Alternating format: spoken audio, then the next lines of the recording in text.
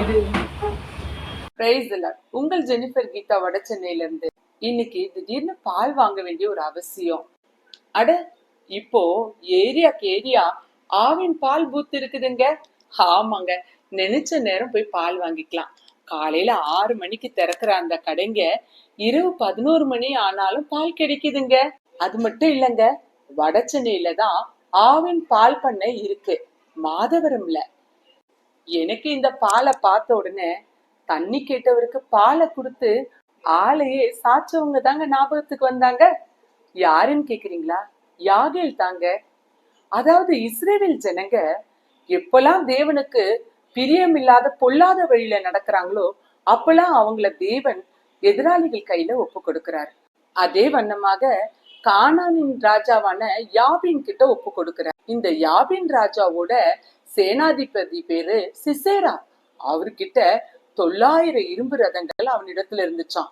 சுமார் 20 ஆண்டுகள் இஸ்ரவேல் ஜனங்களை கொடுமையா ஒடுக்கினார் அப்படின்னு போடப்பட்டிருக்கு. அப்ப இஸ்ரவேல் ஜனங்க தேவனிடத்துல கதறாங்க. தேவன் அவங்களோட விண்ணப்பத்தை கேட்டாரு. தேவன் இஸ்ரவேலருக்காக யுத்தம் செய்து பாராக்கு ஜெயம் கொடுக்கும் வண்ணமாக சிசராவையும் அவனுடைய சேனையும் அந்த ரதங்களையும் நொறுக்கி போட்டு அந்த சேனைகளை முறியடிக்கிறாரு.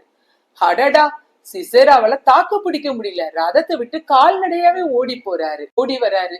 இத பார்த்த யாகேலு, ஐயா உள்ள வாங்க அப்படின்னு உள்ள சேர்த்துக்கிட்டாங்க. முக்காலம் போட்டு மூடி வச்சாங்க. கொஞ்ச நேரம் கழிச்சு அவர் தண்ணி கேட்டாரு. தண்ணி கொடுக்க போன யாகேல் அவருக்கு பாலை கொடுத்தாங்க. ஜமக்காலத்தை மூடிட்டு அமைதியா தூங்க ஆரம்பிச்சிட்டாரு சிசேரா.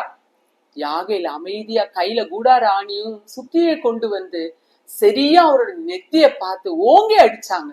அவ்வளவுதான், ஆணி அவர் தலை வழியா அந்த நெற்றி பொட்டு வழியா போய் பூமியில பொதிச்சு சிசேரா இறந்து போயிட்டாரு. நியாயாதிபதிகள் 5ஆம் அதிகாரம் 13ஆம் வசனம். கர்த்தர் எனக்கு பராக்கிரமசாலிகளின் மேல் ஆளுகை தந்தார்.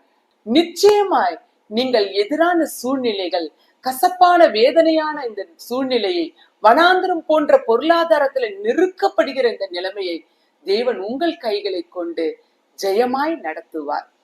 God bless you all.